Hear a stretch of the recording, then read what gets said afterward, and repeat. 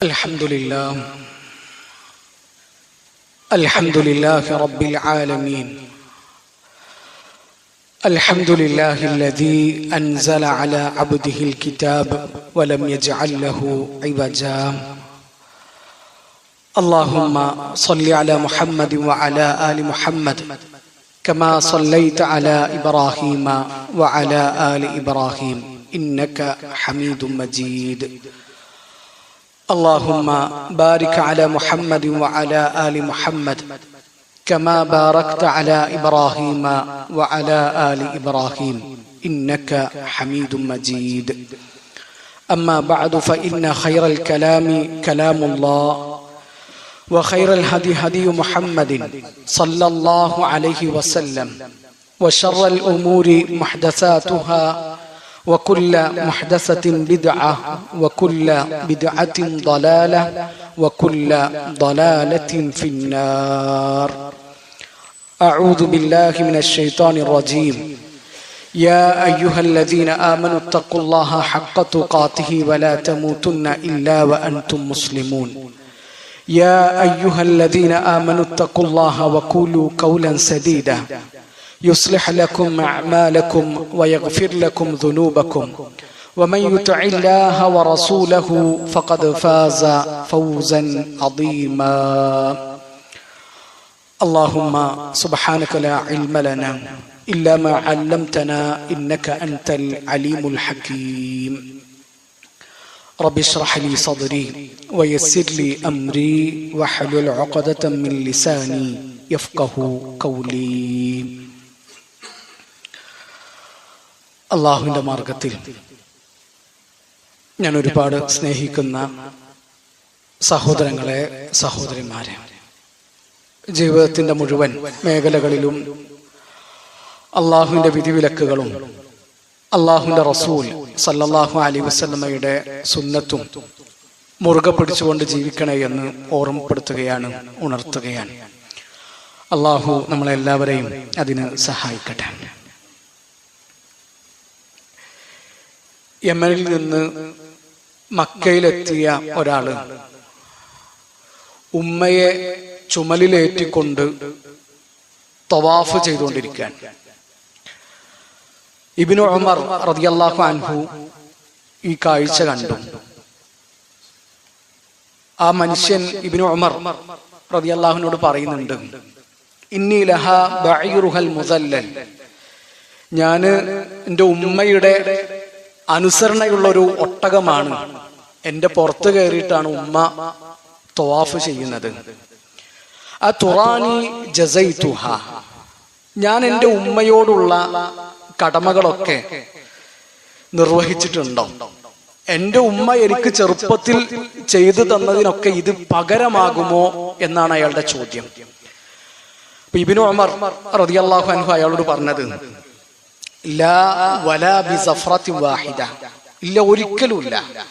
നിന്നെ പ്രസവിക്കുന്ന സമയത്ത് നിന്റെ ഉമ്മ പുറത്തെടുത്ത ഒരു നെടുവീർപ്പുണ്ടല്ലോ, ആ നെടുവീർപ്പിന് പോലും അത് പകരമാവുകയില്ല എന്നാണ് അബ്ദുല്ലാഹി ഇബ്നു ഉമർ റളിയല്ലാഹു അൻഹുവിന്റെ മറുപടി. ആ മറുപടി നമ്മുടെ കാതുകളിലും നമ്മുടെ മനസ്സിലും നമ്മൾ ആവർത്തിച്ചു കൊണ്ടേയിരിക്കുക. പ്രിയപ്പെട്ടവരെ, നമ്മുടെ ഉമ്മമാര് ഭയങ്കര സംഭവമാണ്. നമുക്ക് നമ്മുടെ വാക്കുകൾ കൊണ്ട് വിവരിക്കാൻ പറ്റില്ല അവരുടെ സ്നേഹത്തെയും അവരുടെ കാരുണ്യത്തെയും. നമ്മൾ എത്ര പറഞ്ഞാലും ആ ഉമ്മമാരുടെ മഹിമ തീർന്നു പോവുകയില്ല. മക്കൾക്ക് വേണ്ടിയിട്ട് ജീവിതം ഒഴിഞ്ഞു വെച്ചവരാണ് അവർ.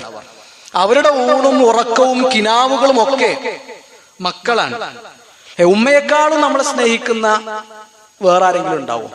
മനുഷ്യന്മാരുടെ കൂട്ടത്തിൽ നമ്മുടെ ഉമ്മയെക്കാളും നമ്മളെ സ്നേഹിക്കുന്ന, കലർപ്പില്ലാത്ത, കാപട്യമില്ലാത്ത, നിഷ്കളങ്കമായ ആ സ്നേഹത്തിനും കാരുണ്യത്തിനും നമ്മൾ എന്തു കൊടുത്താലാണ് പകരമാവുക? അതിന് പകരം വെക്കാൻ എന്താണ് ഉണ്ടാവുക? ഇപ്പൊ സോഷ്യൽ മീഡിയ കാലത്ത് ഉമ്മാരെ വിളിക്കുന്നൊരു പേരുണ്ട്, പോരാളി എന്നാണ്. ഇൻസ്റ്റയിലും യൂട്യൂബിലൊക്കെ കമന്റുകളിൽ നമുക്ക് കാണാം. ഉമ്മമാരെ പറ്റിയിട്ട് പറയുമ്പോ അവര് പോരാളികളാണെന്നാ പറയാ.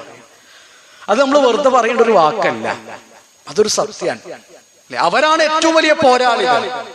അവർ നടത്തിയ പോരാട്ടത്തിന്റെ റിസൾട്ടാണ് ഈ നിൽക്കുന്ന ഞാനും ഈ ഇരിക്കുന്ന നിങ്ങളുമൊക്കെ. നമ്മൾ ചിന്തിച്ചിട്ടുണ്ട്, ലോകത്ത് ഒരാണും ചെയ്യാത്ത, ഒരാണിനും ചെയ്യാൻ കഴിയാത്ത 3 കാര്യങ്ങൾ ഒരു ഉമ്മ ചെയ്യുന്നുണ്ട്, ഒരു പെണ്ണ് ചെയ്യുന്നുണ്ട്. അത് ഒന്ന് ഗർഭം ചുമക്കലാണ്, അതൊരാണിനും പറ്റൂല. 2 പ്രസവിക്കലാണ്. 3 മുലയൂട്ടലാണ്. ഇത് 3 ഒരു പെണ്ണിന് മാത്രമേ പറ്റുള്ളൂ.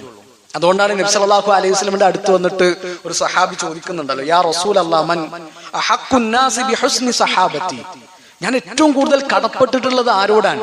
എന്റെ സഹവാസത്തിന്റെ കാര്യത്തിൽ. പിന്നെ മറുപടി ഉമ്മുക്ക, നിന്റെ ഉമ്മയോടാണ്. സുമ്മ ഉമ്മുക്ക, പിന്നെയും നിന്റെ ഉമ്മയോടാണ്. പിന്നെ ആരോടാ റസൂലേ? പിന്നെയും നിന്റെ ഉമ്മയോടാണ്. 4-മതാണ് അള്ളാഹുവിന്റെ റസൂൽ സല്ലല്ലാഹു അലൈഹി വസല്ലം പറയുന്നത് സുമ്മ അബൂക്ക, പിന്നെ നിന്റെ ഉപ്പയോടാണ്. ശരിക്കും ആ ഉമ്മമാരെ നമ്മള് ചേർത്ത് പിടിച്ചിട്ടുണ്ടോ? അവരുടെ കൂടെ ഇരുന്ന് അവരുടെ വിശേഷങ്ങൾ കേൾക്കാനും വർത്താനം കേൾക്കാനും നമ്മൾ ഒഴിഞ്ഞിരുന്നിട്ടുണ്ടോ?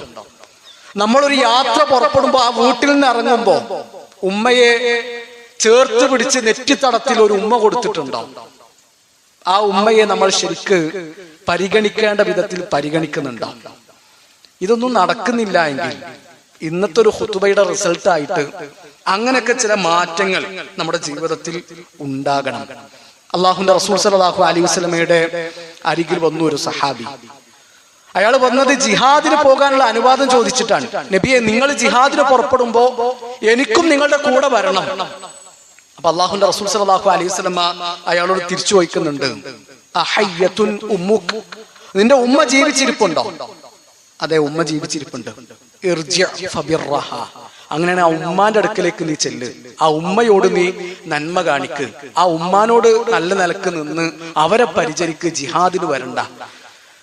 ആ സ്വഹാബി നബി മടക്കിയാക്കാൻ നോക്കാൻ. അപ്പൊ ആ സ്വഹാബി വീണ്ടും വന്നു. 2-മത് വീണ്ടും നബിന്റെ അടുക്കൽ വന്നിട്ട് പറയാണ്, യാ റസൂലല്ലാഹ് അറത്തുൽ ജിഹാദ മഅക, നിങ്ങളെ കൂടെ ജിഹാദ് ചെയ്യാൻ ഞാൻ ആഗ്രഹിക്കുന്നുണ്ട്. അബ്തഗി ബിദാലിക വജ്ഹല്ലാഹ് വദ്ദാറൽ ആഖിറ, അള്ളാഹുവിന്റെ കൂലിയും ആഖിറത്തുമാണ് ഞാൻ അതുകൊണ്ട് കൊതിക്കുന്നത്. അതുകൊണ്ട് നിങ്ങൾ എനിക്ക് അനുവാദം തരണം. വൈഹക് അഹയ്യത്തുൻ ഉമ്മുക്, നബി ആദ്യത്തെ ചോദ്യം വീണ്ടും ചോദിക്കുക, എന്റെ ഉമ്മ ജീവിച്ചിരിപ്പുണ്ടോ? ഉണ്ട്. ഇർജി ഫബിർറഹ, അങ്ങനെയാണ് ഉമ്മാന്റെ അടുക്കലേക്ക് ചെല്ല്, ആ ഉമ്മാക്ക് നീ നന്മ ചെയ്യ്, പുണ്യം ചെയ്യ്. 3-മത് വീണ്ടും ആ സഹാബി വന്നിട്ട് വീണ്ടും അനുവാദം ചോദിക്കാൻ. അപ്പൊ വീണ്ടും നബി സല്ലല്ലാഹു അലൈഹി വസല്ലം ഈ ചോദ്യം തന്നെയാണ് ചോദിക്കുന്നത്. എന്നിട്ട് 3-മത്തെ തവണ അള്ളാഹുവിന്റെ റസൂൽ സല്ലല്ലാഹു അലൈഹി വസല്ലം ആ മനുഷ്യനോട് പറയാണ്, ഇൽസം റിജ്ലഹ ഫസമ്മൽ ജന്ന, നീ ആ ഉമ്മാന്റെ അടുക്കൽ ചെല്ല്, ആ ഉമ്മാന്റെ കൂടെ തന്നെ നിൽക്ക്, അവിടെയാണ് നിന്റെ സ്വർഗമുള്ളത്. എന്താ പറഞ്ഞതിന്റെ അർത്ഥം? ഉമ്മാന്റെ കൂടെ നിൽക്കലും ജിഹാദാണ്, അതും നന്മയാണ്, അതും ആഖിറത്തിന് വേണ്ടി നീ കൊതിക്കേണ്ട കാര്യമാണ്, അതും വിജയമാണ്, അതും ഗനീമത്താണ് എന്ന് അള്ളാഹുവിന്റെ റസൂൽ സല്ലല്ലാഹു അലൈഹി വസല്ലം ആ സഹാബിയെ പഠിപ്പിക്കാൻ. അപ്പൊ നമ്മളൊക്കെ വീട്ടിലുണ്ട് ഉമ്മമാര് അല്ലെ, പ്രായമായവർ. അവരുടെ തൊലി ചുക്കിച്ചുളിഞ്ഞിട്ടുണ്ട്, തലമുടി നരച്ചിട്ടുണ്ട്. ചിലപ്പോ ഒരാളുടെ സഹായം ഇല്ലാതെ അവർക്ക് നടക്കാൻ കഴിയൂല. ആ പ്രായമായ പെണ്ണ്, പ്രിയപ്പെട്ടവരെ, നമ്മുടെ സ്വർഗത്തിന്റെ വാതിലാണ് എന്ന കാര്യം നമ്മൾ മറക്കരുത്. അവരോട് നമ്മൾ ഒരിക്കലും തട്ടിക്കയറരുത്, ചൂടാകരുത്, പൊട്ടിത്തെറിക്കരുത്. അവരെക്കാളും ശബ്ദം ഉയരാനും പാടില്ല. നമ്മൾ കാരണം അവരുടെ കണ്ണ് നിറയാനും പറ്റൂല. ഹസൻ ഇബ്നു അലി റഹിമഹുല്ലാഹ്, അദ്ദേഹത്തിന്റെ ഉമ്മയോട് വലിയ സ്നേഹമുള്ള ആളാണ്. ഉമ്മാനോട് ഏറ്റവും നല്ല നിലക്ക് പെരുമാറുന്ന മകനാണെന്ന് പേര് കേട്ട ആളാണ്. പക്ഷേ ഹസൻ ഇബ്നു അലി റഹിമഹുല്ലാഹ് അദ്ദേഹത്തിന്റെ ഉമ്മന്റെ കൂടെ ഇരുന്നിട്ട് ഫുഡ് കഴിക്കൂല, ഉമ്മാന്റെ കൂടെ ഇരുന്നിട്ട് ഭക്ഷണം കഴിക്കൂല. അപ്പൊ ആൾക്കാർ ചെന്ത, ഉമ്മാന്റെ കൂടെ ഇരുന്നിട്ട് നിങ്ങൾ ഭക്ഷണം കഴിക്കാത്തത്? നിങ്ങൾ ഉമ്മാനായിട്ട് അത്രക്കും അടുത്ത ആളാണല്ലോ, ഉമ്മാക്ക് അത്രക്കും പ്രിയപ്പെട്ട മകനാണല്ലോ, പിന്നെ എന്തുകൊണ്ടാണ് നിങ്ങൾ ഉമ്മാന്റെ കൂടെ ഇരുന്നിട്ട് ഭക്ഷണം കഴിക്കാത്തത്? അപ്പൊ അതിന് ഹസൻ ഇബ്നു അലി റഹിമഹുല്ലാഹ് നൽകുന്ന മറുപടി, ഞാൻ ഉമ്മാന്റെ കൂടെ ഇരുന്നാല് ചിലപ്പോ എന്റെ ഉമ്മ ആ മേശപ്പുറത്തുള്ള ഏതെങ്കിലും ഒരു വിഭവം നോക്കി വെച്ചിട്ടുണ്ടാകും, ഉമ്മ അത് കഴിക്കണം എന്ന് ആഗ്രഹിച്ചിട്ടുണ്ടാകും. അപ്പൊ ഞാനതെടുത്താല് ഉമ്മാക്കത് കിട്ടാതെ പോയാലോ, അതെന്റെ ഉമ്മാനെ ഉപദ്രവിക്കലാകുമോ എന്ന് ഞാൻ പേടിക്കുന്നതാണ്. സുബ്ഹാനല്ലാഹ്. സലഫുകളൊക്കെ അവരുടെ ജീവിതത്തിൽ എത്രത്തോളം സൂക്ഷ്മത കാണിച്ചിരുന്നു, അവരുടെ ഉമ്മമാരെ അവരെത്ര പരിഗണിച്ചിരുന്നു എന്ന് നമ്മൾ നല്ലോണം ആലോചിക്കുക. ഇപ്പൊ നമ്മളെന്താണെന്നറിയോ, ഈ ഉമ്മമാരോട് ഇങ്ങനെ പൊട്ടിത്തെറിക്കുന്നത്, ദേഷ്യം പിടിക്കുന്നത്, അവരോട് ചാടിക്കളിക്കുന്നത്, ശബ്ദം ഉയർത്തി സംസാരിക്കുന്നത്. നമ്മൾ എത്ര ചൂടായാലും നമ്മൾ എത്ര ദേഷ്യം പിടിച്ചാലും നമ്മളെ കൂടെ തന്നെ ഉണ്ടാകുന്നുള്ള ഒരു ഉറപ്പാണ്. ഏതെങ്കിലും ഒരു സമയത്ത് നമ്മുടെ ഏതെങ്കിലും ഒരു വാക്ക് അവരുടെ മനസ്സ് തട്ടിയിട്ട് അവരുടെ ഹൃദയം നീറിയിട്ടുണ്ട് എങ്കിൽ, അവരുടെ മനസ്സ് പതറിയിട്ടുണ്ട് എങ്കിൽ, അവരുടെ മനം നൊന്തിട്ടുണ്ട് എങ്കിൽ, പ്രിയപ്പെട്ടവരെ, ആ നീറ്റലിനും ആ വേദനക്കും ആ മുറിവിനും നമ്മൾ നൽകേണ്ടി വരുന്ന വില ചെറുതായിരിക്കില്ല. നമ്മൾ ശരിക്കും ഉമ്മമാരെ തിരിച്ചറിഞ്ഞിട്ടില്ല എന്നുള്ളതാണ് പ്രശ്നം. അവരുടെ സ്നേഹത്തെ പറ്റിയിട്ട് നമ്മൾ കുറെ പറയുന്നുണ്ട്, കേൾക്കുന്നുണ്ട്. അതിനപ്പുറം ആ സ്നേഹം നമുക്ക് ശരിക്ക് ബോധ്യപ്പെട്ടിട്ടില്ല. ഒരു ലബനാനി കവി എഴുതിയിട്ടുള്ള വളരെ മനോഹരമായ വരികളുണ്ട് ഉമ്മാനെ പറ്റിയിട്ട്. ഖൽബുൽ ഉമ്മ എന്നാണ് ആ പദ്യത്തിന്റെ പേര്. മുതലിന് വേണ്ടിയിട്ട് സ്വന്തം ഉമ്മാന്റെ നെഞ്ചകം കുത്തി തുറന്ന് ഹൃദയം വിൽക്കാൻ നോക്കിയ ഒരു മകന്റെ കഥയാണ് ആ കവിത നമ്മളോട് പറയുന്നത്. ഒരാള് ഒരു തല തെറിച്ച് ചെറുപ്പക്കാരനോട് പറയാണ്, നീ നിന്റെ ഉമ്മാന്റെ ഹൃദയം കൊണ്ടുപോവാ.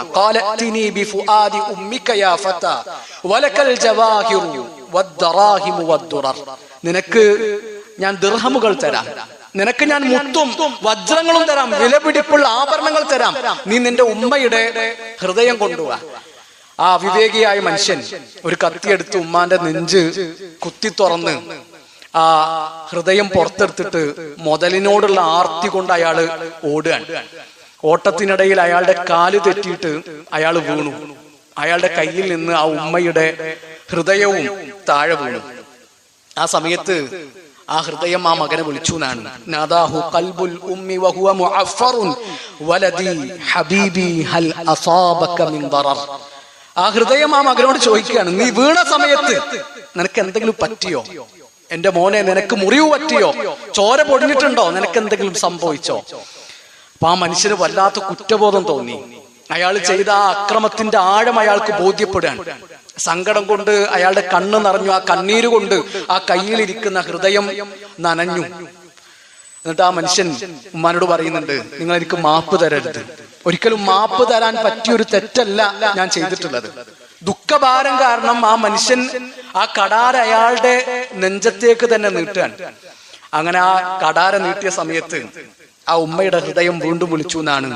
നാദാഹു ഖൽബുൽ ഉമ്മി കുഫ യദൻ വലാ തതഅൻ ഫുആദി മർറതൈനി അലൽ അസർ.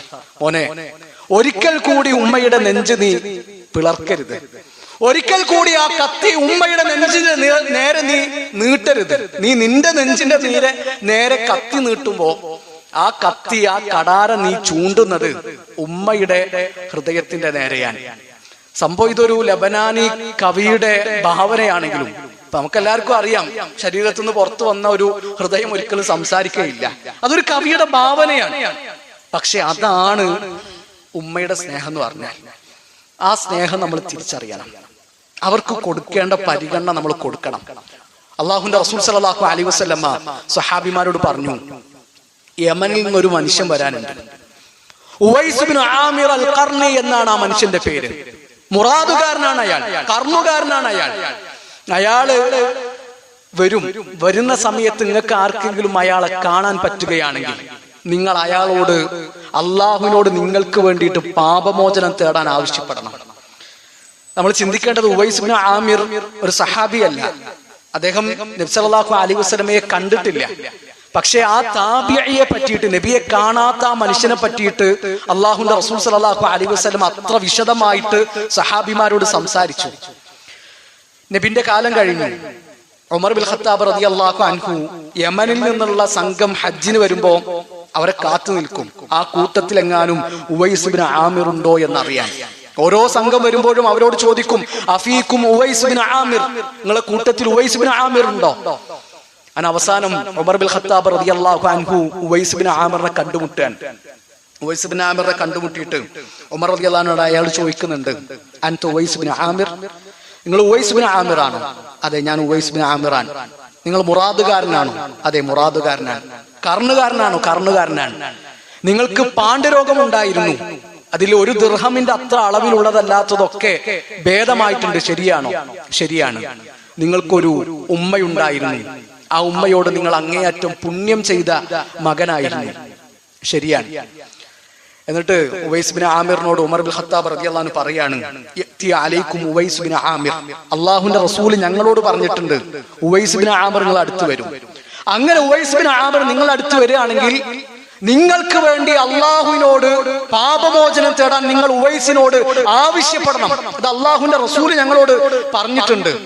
അതുകൊണ്ട് നിങ്ങൾ എനിക്ക് വേണ്ടിയിട്ട് അള്ളാഹുവിനോട് ഇസ്തിഗ്ഫാർ തേടണം. ഉവൈസ് ബിൻ ആമിർ എന്ന മനുഷ്യൻ ഉമർ ബിൻ ഖത്താബ് റളിയല്ലാഹുവിന് വേണ്ടിയിട്ട് ഇസ്തിഗ്ഫാർ തേടാൻ. അപ്പൊ നമ്മൾ ചിന്തിക്കേണ്ടത്, ഒരു താബിഈയോട് ഒരു സഹാബിയാണ് സംസാരിക്കുന്നത്. തീർച്ചയായിട്ടും ഉവൈസ് ബിൻ ആമിറിനെക്കാളും സ്ഥാനം ഉമർ ബിൻ ഖത്താബ് റളിയല്ലാഹുവിന് ഉണ്ട്, അതിൽ സംശയമില്ല. പക്ഷേ നബി സല്ലല്ലാഹു അലൈഹി വസല്ലം സഹാബിമാരോട് പറഞ്ഞിട്ടുണ്ട്, നിങ്ങൾ ഉവൈസിനോട് ഇസ്തിഗ്ഫാർ തേടാൻ ആവശ്യപ്പെടണമെന്ന്. നബി ആവശ്യപ്പെട്ടത് കൊണ്ടാണ് ഉമർ ബിൻ ഖത്താബ് റളിയല്ലാഹു അൻഹു ഉവൈസിന്റെ അടുക്കൽ വരുന്നതും ഉവൈസിനോട് ഇസ്തിഗ്ഫാർ തേടാൻ ആവശ്യപ്പെടുന്നതും. ഉവൈസിനെ പറ്റിയിട്ട് അള്ളാഹുവിന്റെ റസൂൽ സല്ലല്ലാഹു അലൈഹി വസല്ലം പറഞ്ഞ ഏറ്റവും വലിയ ക്വാളിറ്റി എന്താണെന്നറിയോ? ലഹു വാലിദത്തുൻ ഹുവ ബിഹാ ബർറുൻ. ആ ഉവൈസിന് ഒരു ഉമ്മയുണ്ട്, ആ ഉമ്മയോട് അങ്ങേയറ്റം പുണ്യം കാണിച്ച, നല്ല നിലക്ക് പെരുമാറിയ ഏറ്റവും നല്ല മകനായിരുന്നു ഉവൈസ്. അപ്പൊ പ്രിയപ്പെട്ടവരെ, നമ്മുടെ വീട്ടിലുള്ള നമ്മുടെ ഉമ്മ നമ്മുടെ സ്വർഗത്തിലേക്കുള്ള വാതിലാണ് എന്ന കാര്യം ഞാൻ വീണ്ടും ഓർമ്മപ്പെടുത്തുകയാണ്. ഉമ്മ നമ്മുടെ കൂടെയുള്ള കാലം അത് ജീവിതത്തിന്റെ വസന്തകാലമാണ്. നമുക്ക് വേണ്ടിയിട്ട് നിസ്കാരപ്പായിലിരുന്ന് കൈകൾ ഉയർത്തി കണ്ണുകൾ നിറച്ച് അള്ളാഹുവിനോട് പ്രാർത്ഥിക്കാൻ ഒരു ഉമ്മ ജീവിതത്തിലുണ്ട് എങ്കിൽ അത് നമുക്ക് തരുന്ന ധൈര്യം ചെറുതൊന്നുമല്ല. എത്ര നീളമുള്ള യാത്ര കഴിഞ്ഞ് വീട്ടിലെത്തിയാലും നമ്മൾ ഏത് പാതിരാത്രിക്കാണ് ചെന്ന് കയറുന്നത് എങ്കിലും ഉമ്മ എന്ന് നമ്മൾ നീട്ടി വിളിക്കാറുണ്ട്. ആ വിളി കേൾക്കാൻ ഉമ്മയില്ലാത്തൊരു കാലം വരാനുണ്ട്. ആ കാലം വരുന്നതിന് മുമ്പ് ഉമ്മക്ക് തൃപ്തിയുള്ള, ഉമ്മയെ സന്തോഷിപ്പിക്കുന്ന മകനായിട്ട് മകളായിട്ട് നമ്മൾ ജീവിക്കുക. അല്ലാഹു ഉമ്മമാരുടെ തൃപ്തിയുള്ള മക്കളുടെ കൂട്ടത്തിൽ നമ്മളെല്ലാവരെയും ഉൾപ്പെടുത്തട്ടെ.